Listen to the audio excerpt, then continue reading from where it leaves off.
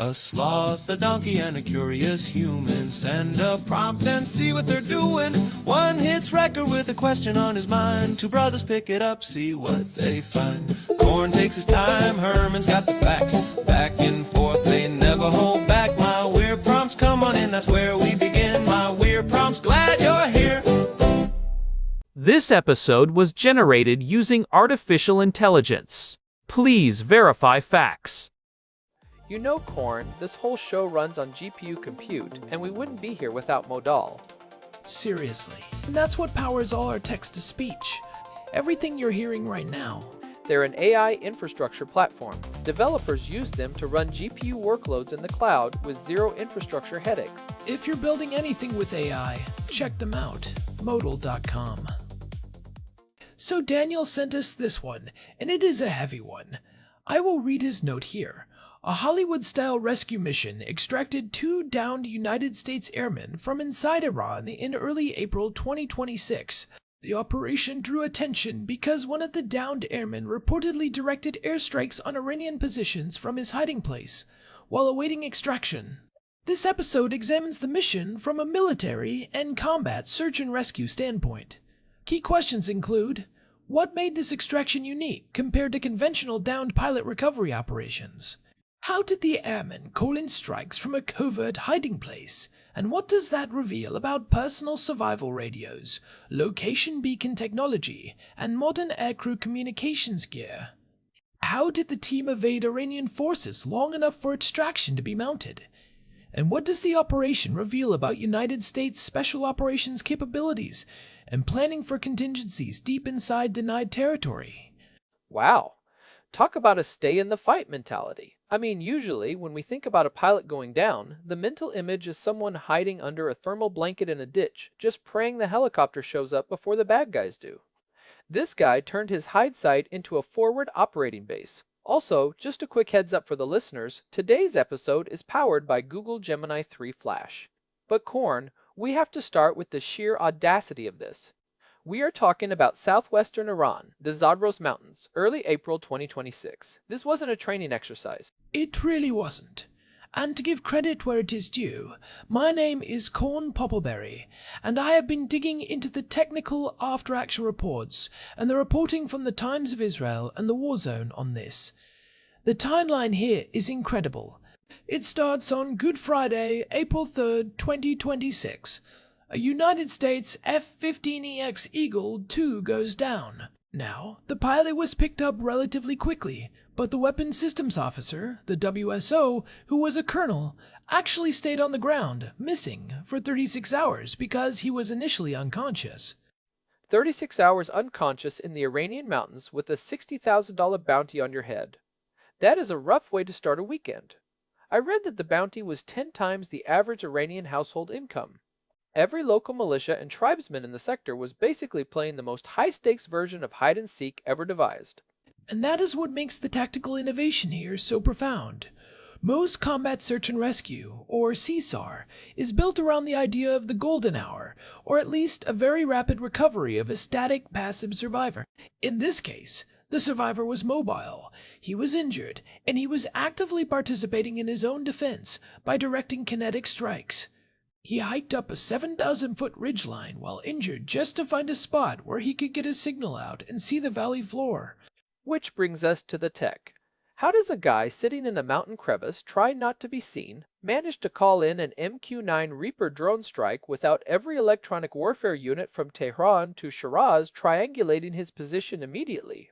That is the million-dollar question, or in this case, the $100 million question, given the assets involved. The primary tool here is likely the evolution of the Combat Survivor Evader Locator or CCL radio system. Specifically, the military has been moving toward these multi-band survival radios like the ANPRC-163 or the 67. These aren't just walkie-talkies. They are software-defined radios that handle line of sight, but more importantly, they handle secure satellite relay. But even with SATCOM, if you are broadcasting a steady "here I am" signal, you are a beacon for direction, finding equipment. I mean, the Iranians have decent Russian and Chinese electronic intelligence gear. They aren't exactly working with tin cans and string. Right, and that is where the burst technology comes in. The reports mention a special piece of technology linked to the Central Intelligence Agency. In the world of signals intelligence, a burst transmission is exactly what it sounds like. Instead of a continuous stream of data, the radio compresses the information into a millisecond-long pulse. It is incredibly difficult to intercept because by the time a scanning receiver detects the energy, the transmission is already over. It looks like background noise or a random spike unless you have the specific hopping pattern and the decryption keys. So he is basically sending a text message to a God-eye view overhead. I saw that the first message he sent was just 3 words, God is good, which, ironically, caused a panic at the Pentagon because they thought it was a voice spoofing trap. They thought the Iranians had captured him and were trying to lure a rescue bird into a honeypot ambush. It is a classic move. We saw it in Vietnam, we saw it in various conflicts since. If you can get the pilot's radio, you can scream for help and wait for the Jolly Green Giant to show up, then hit it with an RPG. The Verify Before Trust protocol in 2026 is intense. They used Israeli intelligence to confirm his location and biometric signatures before they committed the heavy metal. Let's talk about that directing strikes part. If I am an airman on the ground, I have a map, I have my eyes, and I have this radio. Am I literally saying, hey, there's a truck at these coordinates, blow it up? Effectively, yes, but it is more integrated than that. Modern aircrew helmets, like the JHMCS-2, have integrated data links. Even if he isn't wearing the full helmet in the crevice, his survival kit includes the ANPLT-5 personal locator transmitter. This thing is a marvel. It integrates with the overall CSAR architecture. It sends encrypted GPS coordinates that show up on the moving map displays of the F-35s and Reapers circling above. He isn't just a voice, he is a digital icon on their screens. He can use a laser rangefinder or even just visual reference points to talk the drone onto a target. The Reaper maintains a protective perimeter. If anything moves within 2 miles of his hiding spot that doesn't have a friendly transponder, it gets a Hellfire missile. It is like having a personal bodyguard that is 10,000 feet in the air and armed with high explosives. But there is a massive trade-off here, right? Every time he uses that radio to call in a strike, he is technically lighting a match in a dark room, even with burst tech. He has to balance the immediate threat of a ground patrol finding his crevice versus the long-term threat of a missile tracking his radio signal. It is the ultimate game of risk management. He stayed silent for 36 hours while he was evading. He only keyed the mic when the Iranian bounty hunters were literally closing in on his position. That shows incredible discipline. You are thirsty. You are bleeding, you are terrified, and you have a radio that can bring the hand of God down on your enemies, but you wait until the last possible second so you don't give away your position to the largest search net. And while he is playing this tactical game on the ridge, the Joint Personnel Recovery Center and Air Force Special Operations Command are spinning up what sounds like a logistical nightmare. They didn't just fly a helicopter from a carrier. They built a temporary base 200 miles inside Iran. A forward arming and refueling point, or FARP. That is some serious denied territory planning. It is a massive undertaking. To get an HH-60W, Jolly Green 2, or a SEAL team that deep into a country with integrated air defenses, you need a whole symphony of support. You need electronic warfare aircraft like the EA-18G Growler to jam the radars. You need F-35s to clear the skies. And you need the MC-130J Commando 2 to fly in low and slow to drop off fuel and teams. But this is where the mission went from difficult to holy shit territory. The sand. It is always the sand in these stories, isn't it? Desert 1 in 1980 all over again. Well, not exactly. I mean, it is the same physical problem. The MC-130Js tried to land on a makeshift desert strip to insert the rescue force, and the nose gear of one of the planes just sank into the silt. When you have 164,000-pound aircraft stuck in the mud in enemy territory, you are in a world of hurt. They spent hours trying to winch it out, but the Iranian search grid was closing in. This is the part that kills me. They had to scuttle 2 MC-130Js and 2 MH-6 Little Bird helicopters. That is over $200 million of hardware just blown up in the dirt so the Iranians couldn't put it in a museum in Tehran. I can only imagine the conversation on the secure line. Sir, we need to thermite the planes. The $100 million planes? Yes, sir, and hurry. It speaks to the priority of the mission. The colonel on that mountain was worth more than the airframes. The United States has a very specific, no man left behind ethos that is essentially an unlimited credit card when it comes to recovery. If it takes burning 4 aircraft to get one WSO home, they will do it every time. It is a psychological contract with the aircrews. You fly into the teeth of the dragon, and we will move heaven and earth to get you back. It is also a massive middle finger to the adversary. We will literally land in your backyard, get stuck, blow our own stuff up, and still walk away with our guy. But the CIA ruse was the cherry on top. While the real fight was happening in the Zagros Mountains, the agency was leaking fake intel that the airmen had already been smuggled across the border into Iraq or Turkey. They were ghosting the Iranian search assets. It was a brilliant piece of deception. They used chatter and coordinated leaks to convince the Iranian high command that the bird had flown. So while the IRGC was diverted to checking border crossings and safe houses in the cities, the SEAL Team 6 operators and the Night Stalkers were actually closing in on that 7,000-foot ridge. It bought the rescue team the 4 or 5 hours of radio silence. They needed to execute the final snatch and grab. I want to go back to the airmen for a second. We keep talking about the rescue team, but this guy is the protagonist of his own survival horror movie. He is directing Reapers while hiding in a crevice. That implies a level of training that goes way beyond basic Surrey survival, evasion, resistance, and escape. This is combat Surrey. You aren't just surviving, you are an active combatant. It is a paradigm shift. Historically, a downed pilot is a liability. You have to go get them. In this 2026 incident, the downed airman became a force multiplier. Because he was on the ground, in the terrain, he had ground truth that a satellite or a high-flying jet couldn't see. He could hear the trucks. He could see the dust clouds. By integrating his survival radio into the strike net, he became the ultimate forward air controller. He was the eyes-on for the entire theater for those 48 hours. Does this change how we train pilots now? I mean, if I am a flight lead, do I now have to spend as much time learning how to call in a 9-line strike from a handheld radio as I do learning how to drop a JDAM from 30,000 feet? I think it has to.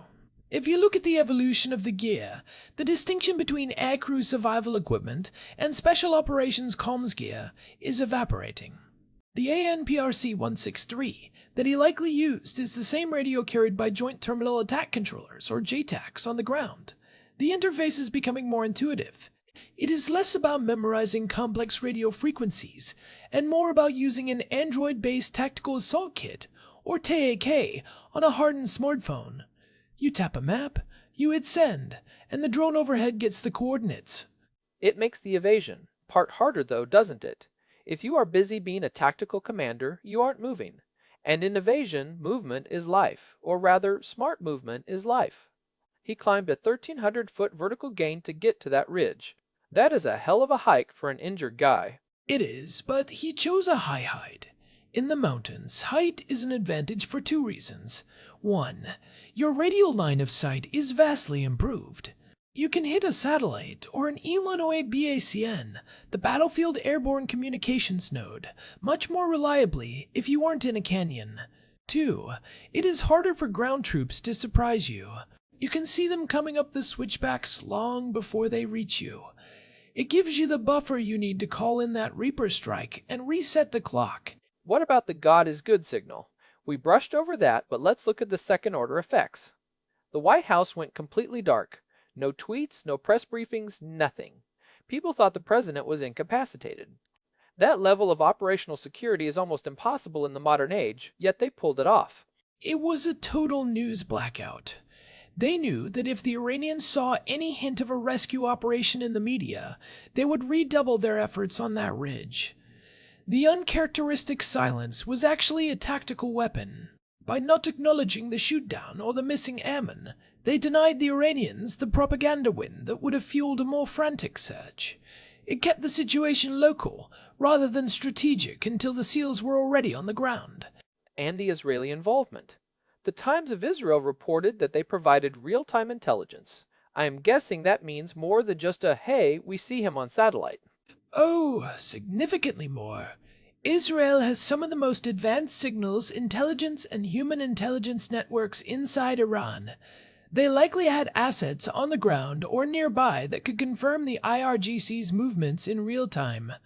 There is even reporting that Israeli F-35Is provided strike cover, basically sitting in the outer ring of the operation to intercept any Iranian interceptors that might have tried to scramble from nearby air bases. It was a true coalition effort, even if it was largely invisible to the public at the time. So, let's look at the holy shit moment again. The MC-130Js are stuck. The little birds are on the ground. You have SEAL Team 6 operators standing in the sand looking at a $100 million plane that won't move. How do you pivot from that to a successful extraction? Resilience and contingency planning. The Night Stalkers, the 60th Special Operations Aviation Regiment, never go in with just Plan A. They had a Plan B involving smaller, lighter turboprop aircraft and a different extraction point. When the sand proved too soft for the heavy Hercs, they transitioned to the secondary plan. They destroyed the compromised assets with thermite grenades and airstrikes to sanitize the site, then moved the personnel to a different landing zone where the lighter birds could pick them up. It is the definition of flexible response. It also shows the limitations of our current heavy lift capability in unimproved terrain. We keep thinking we can land a massive transport plane anywhere there is a flat stretch of dirt. This mission proved that the dirt inside Iran isn't always cooperating. It might lead to a push for more hover-capable or vertical takeoff and landing assets that don't rely on wheel-loading pressure. For sure. The V-22 Osprey or the future long-range assault aircraft would have been a better fit here, but they have their own range and maintenance trade-offs. The fact that they had to build a FARP base 200 miles inside the country is the real takeaway. It means the United States is practicing how to occupy small pockets of denied territory, temporarily.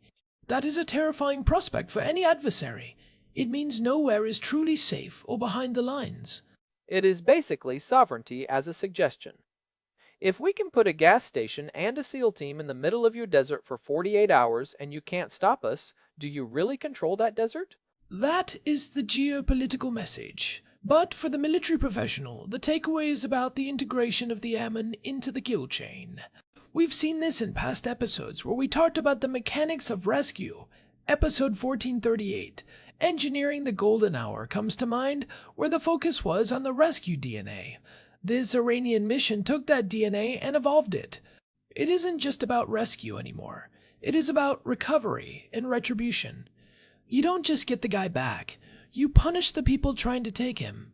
I love that phrase, recovery and retribution. It sounds like a movie title, but it describes the tactical reality.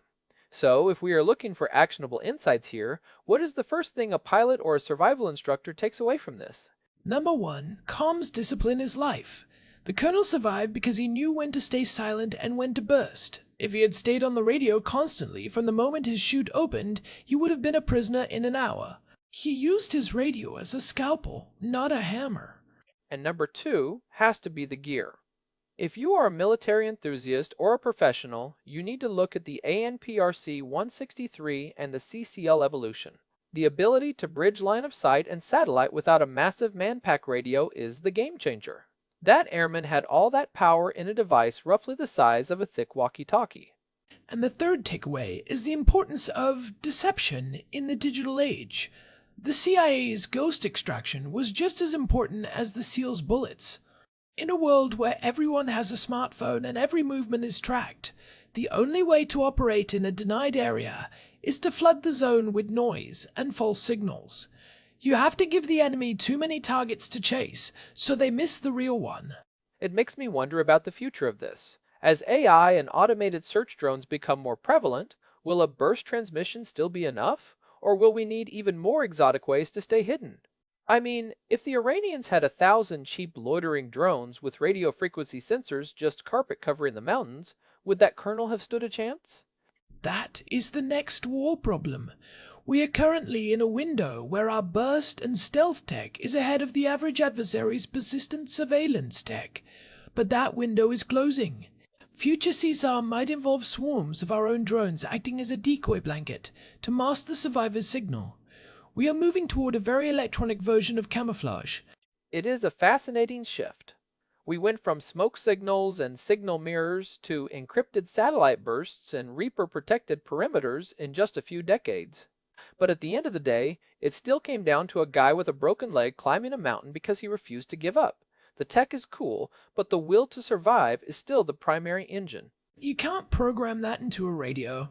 The Colonel's hike up that ridge is what enabled the tech to work.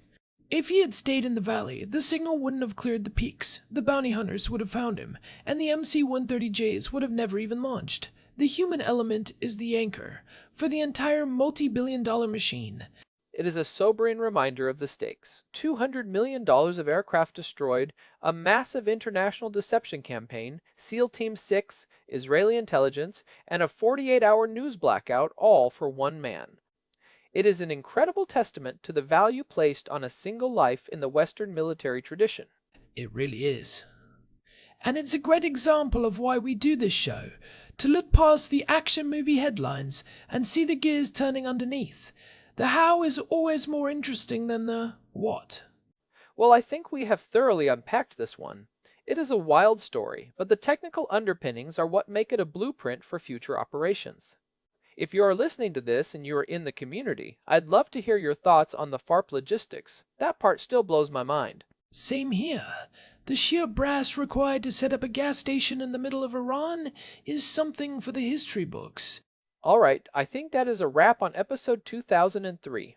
Big thanks to our producer Hilbert Flumingtop for keeping the wheels on this thing, though hopefully not stuck in the sand like those MC-130Js. And a huge thank you to Modal for providing the GPU credits that power this show. We literally couldn't do this without that serverless horsepower. This has been My Weird Props. If you are enjoying the deep dives, do us a favor and leave a review on your podcast app. It actually helps more than you'd think in getting these stories out to new listeners. We will be back next time with whatever weirdness Daniel sends our way. Until then, stay curious. And stay off the Iranian ridgelines if you can help it. Goodbye. This episode was produced using Google Gemini 3 Flash. Text-to-speech by Chatterbox. Thanks for listening to our show, My Weird